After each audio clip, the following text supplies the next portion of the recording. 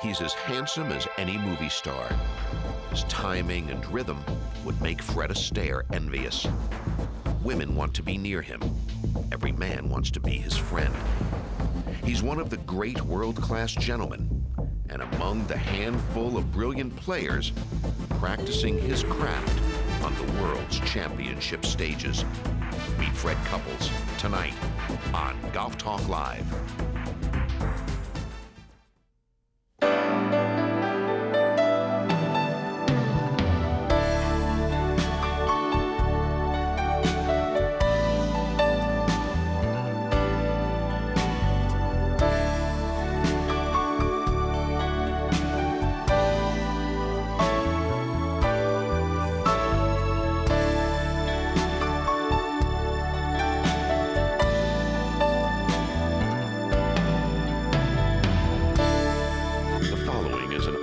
Presentation of Golf Talk Live. He was introduced to the game the way so many of us were lucky enough to be, by his father. His swing was dreamed up and sent down from a happy corner of heaven. His career seems to have just started a few yesterdays ago, yet he's been a pro for almost 20 years. He's been called America's best player of the 90s, and sometimes accused of not living up to the pressure of that burden. Just because he doesn't reveal his changes of emotion each time one occurs doesn't mean his heart isn't fiercely pounding, or that he isn't dedicated to a full, focused effort. And he wins, and he contends, and he makes it look so easy, so graceful, so fluid. At the Players' Championship, at Byron Nelson's Golf Classic, in LA, at Arnie's Place, representing America, winning Bobby Jones's Masters, winning his father's heart. Classy champion, man of class. Welcome to Golf Talk Live. I'm Peter Kessler. It is an honor to introduce you to one of the greatest players in the world, one of the nicest guys on the planet, Freddie Couples. Great to see you, my friend. Thanks. Took me a while to get here. Yeah, but you made it. Yeah. It must be so nice for you to come back to Bay Hill, given that when you won in '92 by 9 shots, it may have been as good as you've ever played. You know, some people have asked me that this week, and the course has changed a little bit, but what I remember back then was that is the best I've ever played. '92 was a great year. To win a lot of tournaments is fun, but to win Arnold's tournament was a dream. How did it go today for as many holes as you played? Well, we went in and out and in and stayed in. I was 2 under after 10. You know, I thought the course was set up perfect. The greens were rock hard.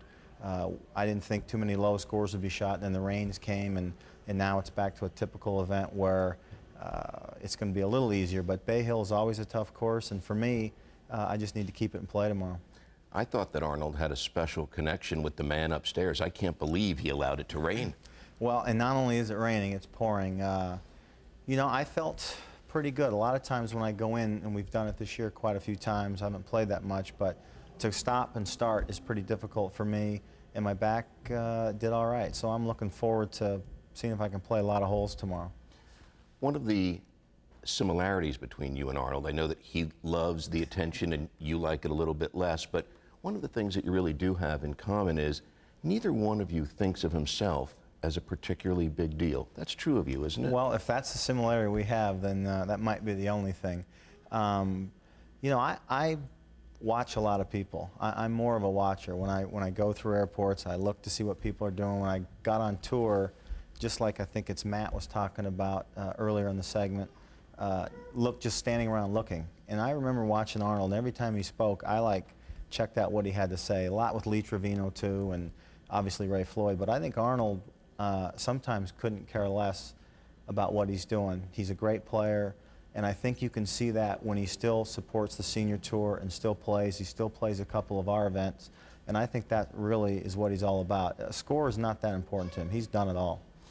Your dad, I know, played pro baseball, but did it near home because he wanted to be near home. Secretly, you're really like that too, aren't you? Yeah, you know, as my teacher says, I'm a closet practicer. When I do practice, it's fun, but the fun's not there too much. And when I'm really playing poorly, sometimes I just go away. Instead, some people kick themselves and then go practice twice as hard. I like wait a while, and then my game really gets bad, and then I come back and practice. And I'm not really one to play or enjoy it when I'm not playing well. And I think a lot of people are like that, but I am really the opposite. I would rather be home. If I can't compete and play well, there's really no reason to play. And sometimes, you know, I am lazy. I will never argue anyone on that subject. But golf's been great to me. But I think practicing is very difficult if you don't like to do it. Your dad, who played semi-pro ball, and your older brother did the same. You almost turned to baseball, and we almost didn't see you play golf. Well, you know, there's a real quick story to that. When I was 13, I tried to play for a team that my dad coached, and I made the team. And before the first game, you had to show some kind of you had to show a birth certificate of your age. And normally it's the opposite. You're too old. Well, I was too young, and so I went back to play for the team I should have. They'd already played, and I couldn't play for them. So I played golf all summer.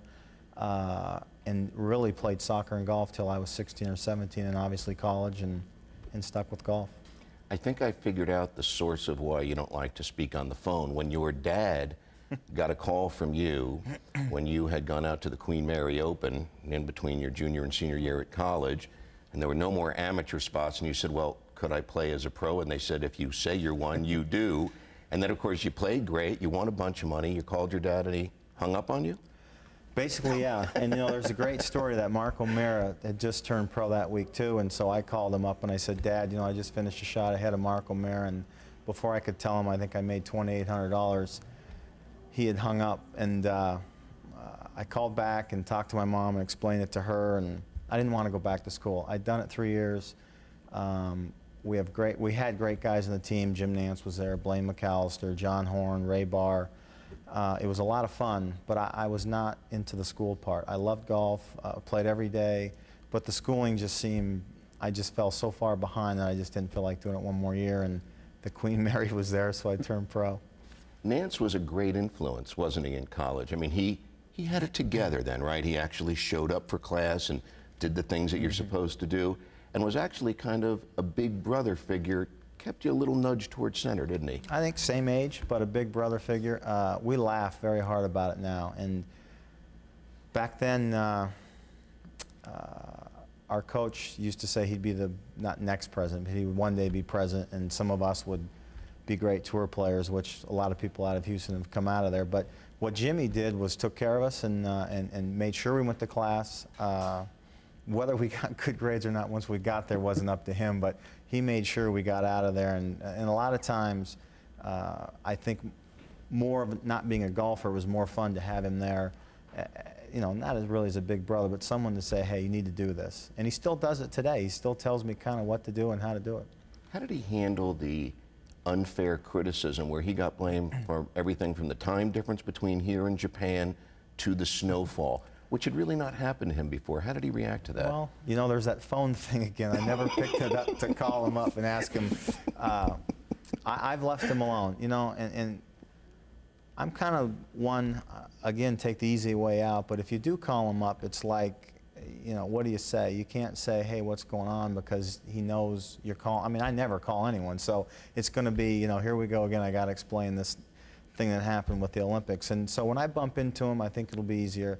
You know, criticism is a tough thing to handle for anyone, and I'm sure you go home some nights and don't think you did that well as an interview or as a host. And for me, you know, it's a one-time shot. If I don't do any well, I'll never come back, and if I do, I look better than people think I am. But for Jimmy, he thought it was the best thing he'd ever done, and I think from some friends that's why he's taken it so hard, because he really felt like the Olympics was the greatest event he's ever done as a commentator. Well, I can confirm that you don't pick up the phone, because I've been calling you for 3 years to get you here before you showed up. We'll take a little break. But you're here. We'll take a little break. We'll be right back with Freddie Couples.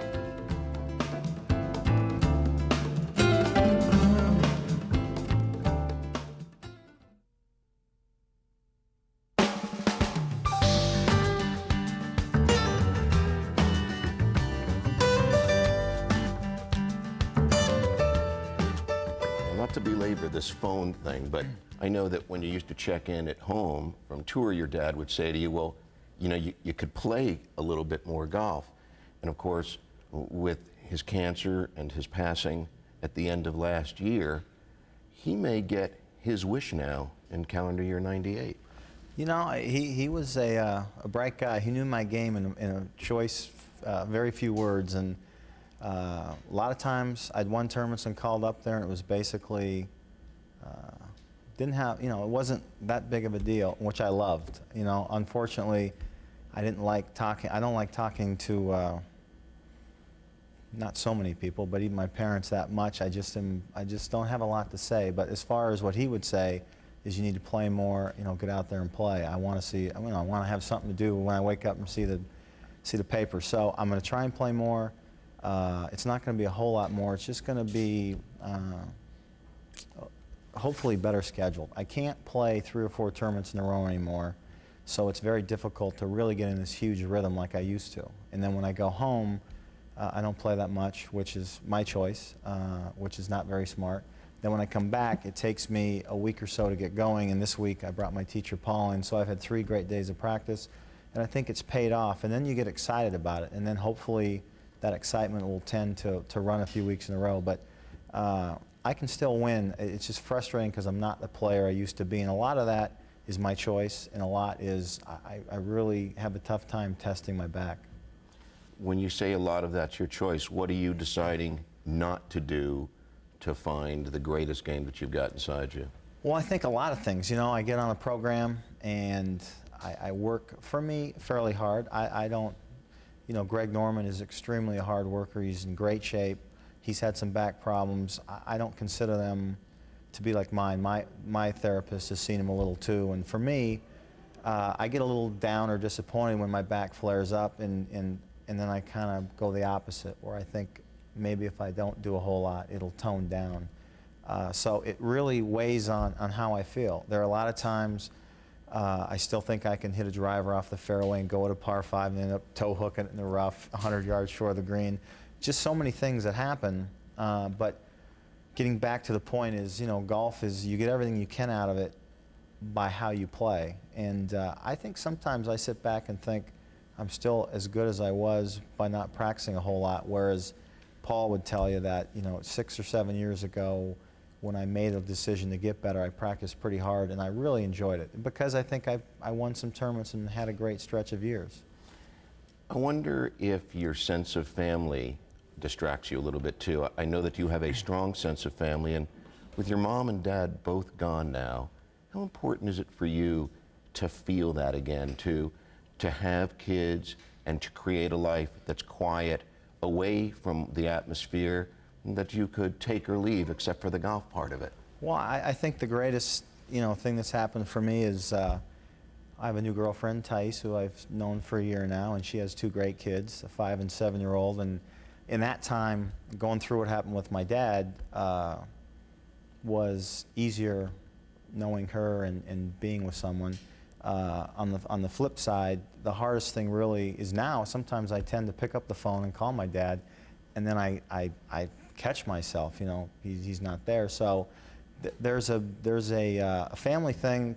You know, some of the people that really know me, I don't have to call people every day or every week to let them know how much I love them. I have very few enemies, and I have very few tremendously best friends. I think on the PGA Tour, I like everybody. You know, there are run-ins you have at times, but well, you're such a confrontational guy. Well, you know, I sit right on that fence post, and if one group goes this way, I'm jumping right there with them. But, you know, I think the list is a huge list. It's just that I don't go to dinner with that many people. I choose people that, you know, I want to listen to. And Davis Love is one, Jay Haas, over the years, Tom Pertzer.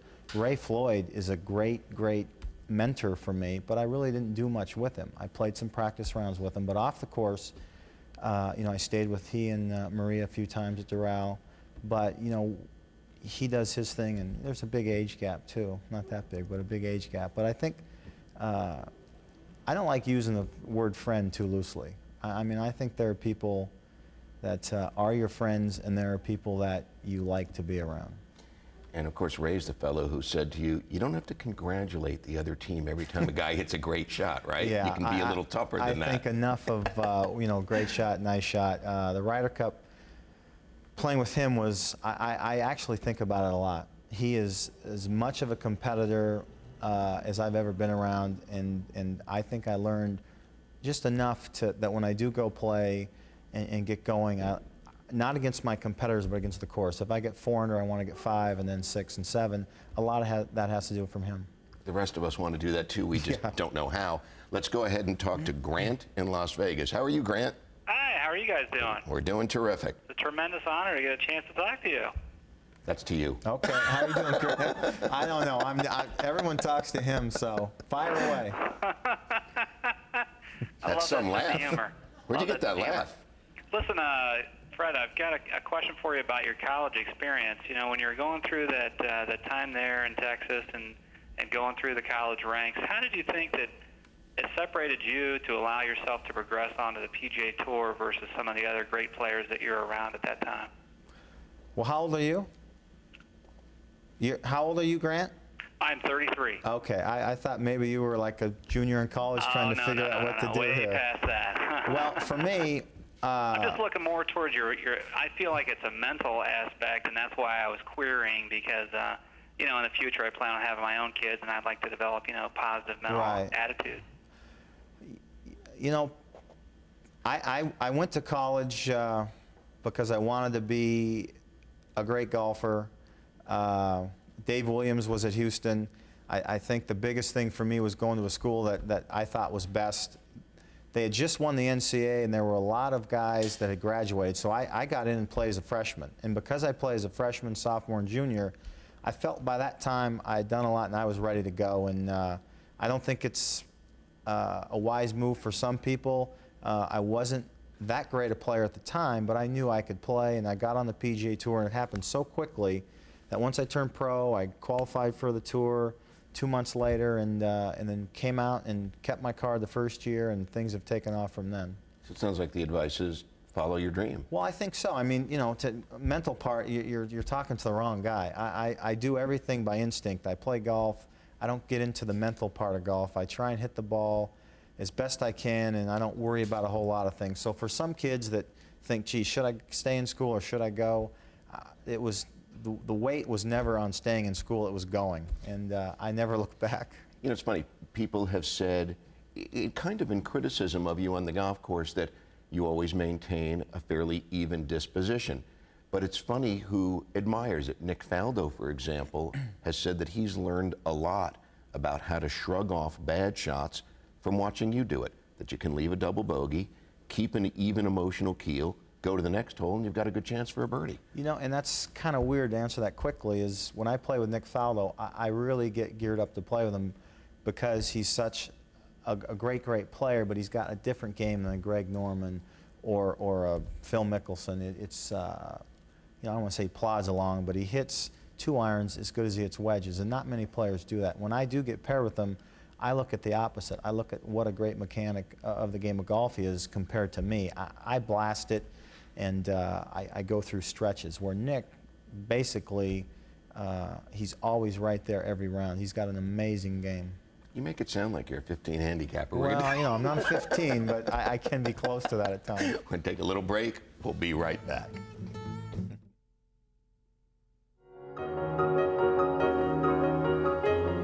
Well, that was a great year for me. What's the 60 seconds? Is that the 9th hole here? That would have been the 8th, I think,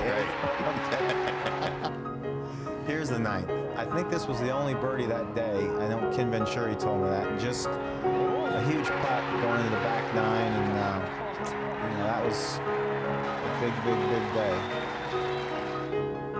The 12th hole, you know, I was pretty fearless and going for the flag, which is a huge mistake. And right there, you know, I just know I've done something stupid. And you can't see the ball, but there it is. No longer will that happen. That bank is straight up and down and shaved, so no one else will ever stick a ball in there. And a pretty easy shot, as long as I didn't flub it, because it would have rolled right back in the water. And made par, and this is a shot I did not want to lay up. And so I felt like I could hook the ball no problem, and I'm a little mad because I overhooked it and knocked it over the back of the green. But I felt like if I'd laid up there and had that wedge over that green, I didn't want to do that. And here's a putt that kept my 2-shot lead. And a lot was going on. I felt pretty comfortable because it was Ray Floyd I was going against. And I was playing so well, I didn't really feel that nervous. I have to be honest. There were times where I've been extremely nervous. The Bob Hope this year, which is not anything like the Masters, but and there's a tap in to win. The greatest week I've ever had. So, How does that feel? you know, that's a good feeling. Great feeling. People think that you are unemotional, but you and Jim Nance, who of course were sweet mates, and when you were in college, he said, one day you'll win it, and I'll be there to call it. You guys had a pretty good cry. Yeah, I hope you don't have that. And I wasn't going to show it. Oh, good. Just tell me about you know, I think, however we sat, I never really looked at him. And he kept going and going and going. And then, you know, finally I had my hand like this and I looked over because we had talked about it. And he's an emotional person also. And it was a huge, huge week for him because I was playing so well, and I think he had me in the pool that CBS has. So it's like every night, you know, go get him, go get him. And then when it was over, you know, I walked down there, and he's the first guy I saw, and it was really quick. You get down there and you sit and you go, and it was Ian Woosnam and I and the amateur, and again, we all sat. I didn't want to look at him. And then the end, you know, was like broke down and had a great cry. The bad news is he has you in the pool every year. Yeah, that's exactly. I'm his #1 pick, so I've been pretty good a few times, but he was really. After that, we had sat down. He talked about college. You know, this is what I told you. This is what I told you. And you know, you never think about. You know, who cares when you're 17 years old? A guy could tell you anything. You're going to win 8 Masters, and to win one and then be there was a weird feeling. For both of you. No question. Let's go ahead and see what John in Alabama wants to ask you. How are you, John? Doing well. How about you guys? Very well, Great. sir. Big honor to talk to you, Freddie, by the way. Well, thank you. I just wanted to ask you a couple questions here. I'm a college golfer and sometimes struggle with the mental preparation before a round. I was just wondering if you could give any advice, you know, as far as mental preparation goes before a round. And also, my second question is, I was just wondering how you felt about the Casey Martin decision, since you've had continuous back problems and had to withdraw from several tournaments due to that. Well, John, the first question about preparing before a round, I think it's really key if you do struggle starting off a turn. I think sometimes the most important shot for me is the very first shot of the day, and there are times where it sets the whole round. But getting to the first tee shot, it's important, I don't think, to pay that much attention to what you're doing on the range. A lot of times, if I'm hitting next to you at Bay Hill and I'll hit 2 balls and I'll talk to you for 5 minutes and try and, that's not staying relaxed. I think everyone's relaxed, but if you're out there and you're aiming for a flag before the round started, you know, and you're not shooting at that, you're going to worry that you're not hitting the ball that well. So for me, I just want to work on rhythm and timing, which is what I always do. And if you're more mechanical, just worry about your alignment, but not really where the ball's going. And then obviously when you get on the course, be warmed up and go. The part 2, you know, Casey Martin, the best way I can answer that is a tremendous talent. I have no doubt he'll be on our tour next year by finishing the top 15. I'm not changing my tune any. I have no problem in him getting a cart, because if he goes and plays good golf and I go and play good golf, I hope I have enough game to beat him. Not every week, so I can't worry about that. What my problem was is the part about fatigue and the part about your body wearing down. I have a huge problem with that, and I think in LA they had talked, or they had articles when he was in Austin, the first tournament he played, and they talked to him every single day. And then we got those articles back in LA, and in one of them it said, you know, I'm exhausted. And there's no doubt you're exhausted, and I think he's exhausted from the media. Well, there's media on the PGA Tour. If you play well for a year or 10 years or 20 years, it's not a picnic. And I think if someone would just tell me to travel and play is not that easy and it's tiring, you know, I would shake his hand. But to say, you know, cart is not an advantage, I think is wrong. But I think for him, he definitely deserves it. I don't want anyone here to think that I've ever said I don't want him out in a cart, because he deserves it. But it is very tough and tiring. It's a grind. As we go to break, we're going to see you making a putt that I think that you'll remember. So as it comes up, Okay. let's have your comments All right. again. Well, talking about nerves, this is one of those times, and VJ and I had laughed as we walked off the first tee, and he had said, I hope it doesn't come down to us. And lo and behold, about 3.5 hours later, this is a putt that went across the green, looked great right now, and I'm running to the back, and I know where all my guys are, and I'm seeing them all doing a little dance, which is about as uncommon for me. It's the third time I've ever danced in my life. And there's my man Davis, and you know, I remember stuff like that forever. You betcha. We'll be right back.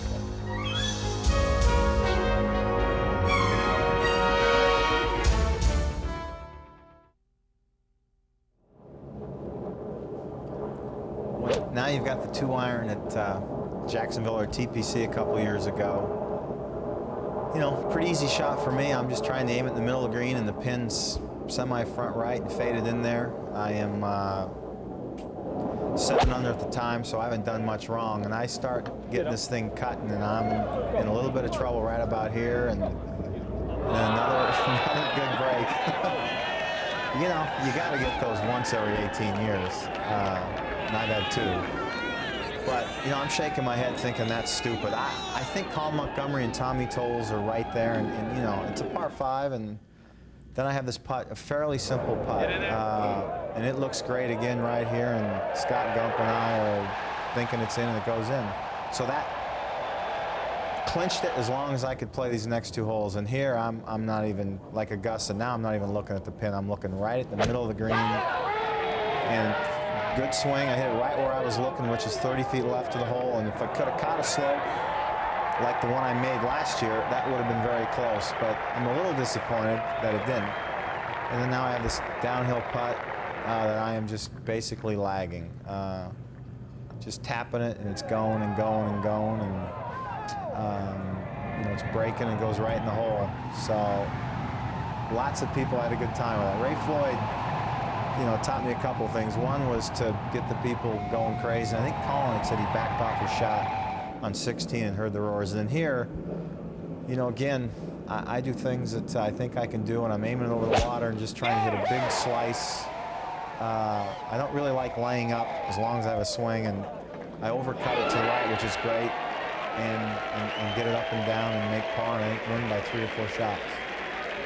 Well, not laying up then is another thing you have in common with Arnold. Yeah, well, you know, we have a couple of things, and here's a short putt, which I've won the TPC twice, two fun weeks. The first time, I never thought I'd win a tournament like that, and then I've really never won shooting 64 on the last day, so that was pretty special.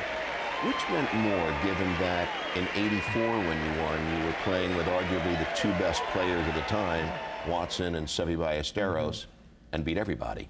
Well, Trevino was there too, so I don't want to let you not know that in '84, but totally different times. I mean, they were 12 years apart. You know, this back stuff is not a big deal to me. I mean, I won after I hurt my back. You know, people hurt themselves all the time, but for me, it was another big tournament. You know, some think it's a major, it's the 5th major, whatever.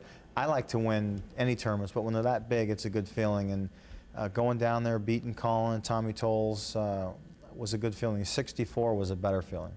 Did your dad at that time decide that maybe it wasn't a good idea that he hung up on you for turning pro a few years earlier? You know, he didn't have a problem once I got on the tour and started playing. But that first phone call, I can remember like it was yesterday. But his problem, he thinks I'd have been a better baseball player, which I doubt. Well, naturally, right. We're going to take a little break. As we leave, we're going to see your swing. When we come back, we'll visit with teacher Paul Marchand, and we'll talk about your golf swing. And we'll do that in just a moment.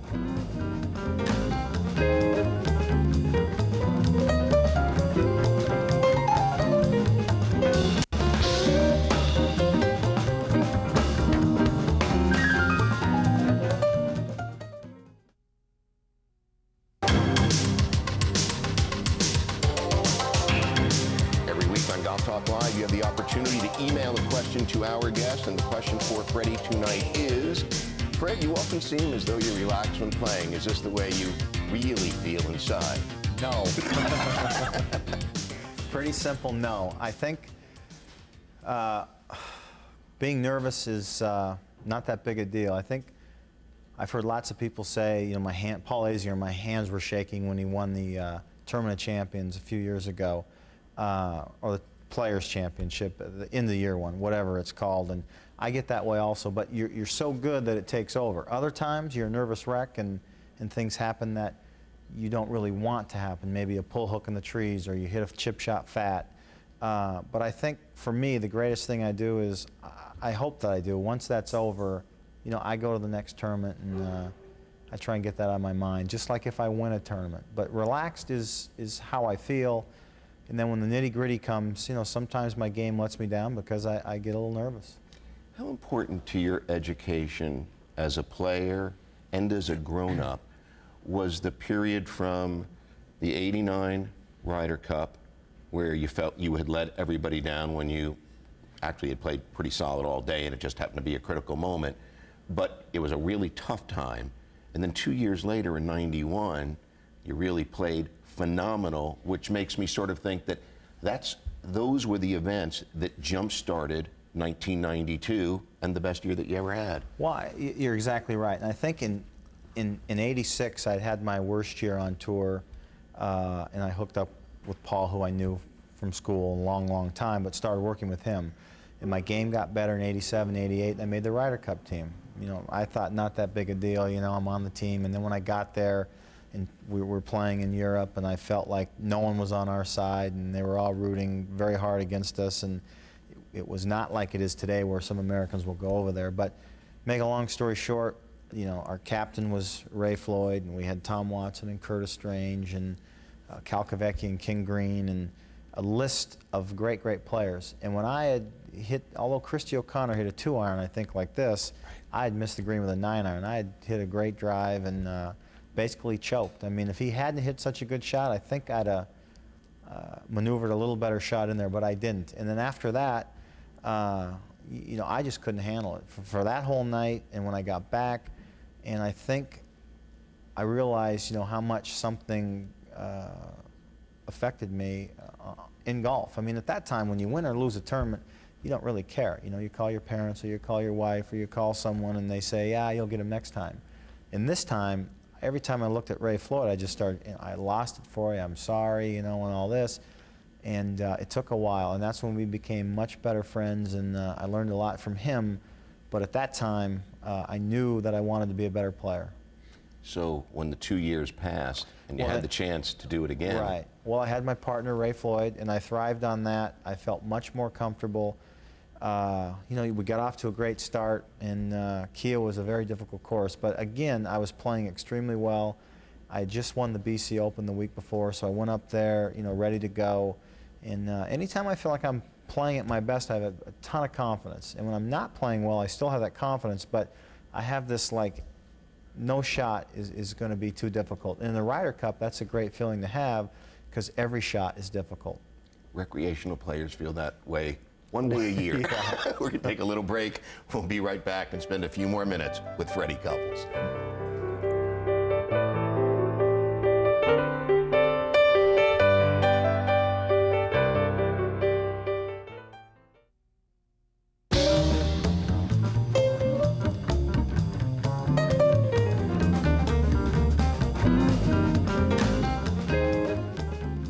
Friend Davis Love III is another player who, no matter what he does, it's not good enough for the press. What was your reaction as his friend and as a fan of the game to see him win the PGA Championship? Well, we were staying together with some people right off the course, great couple, and Saturday night, he's leading the tournament. He comes back after a long day, and basically you had the beat out of him, how'd you play? And the next morning, got up and packed, and he was ready to go. And I remember him changing outfits 2 or 3 times because he had only had a couple pair of pants. I said, Davis, just go out there and have a good day. And obviously, at the end, you get really, really excited, and I was thrilled for him. He is such a great guy. I say that every time someone asks me, and couldn't happen. When they say it couldn't happen to a better guy, that was Davis. You seem happier than you have in quite some time, and less troubled. And tell me, given what it appears to be, what do you hope for the near term? What are you looking to have happen? For me, I would love golf is what I do. I would love to play a little better. I'm going to start practicing a little more. I've got Paul here, and I'm going to see him before Augusta and do all that. Personally, you know, I couldn't be happier. Thais is fantastic. I love her very much, her 2 kids. So for me, I feel very good about myself. Obviously, the passing of my father was very difficult. You know, that everyone has a dad, and when they go, you don't really know what to do.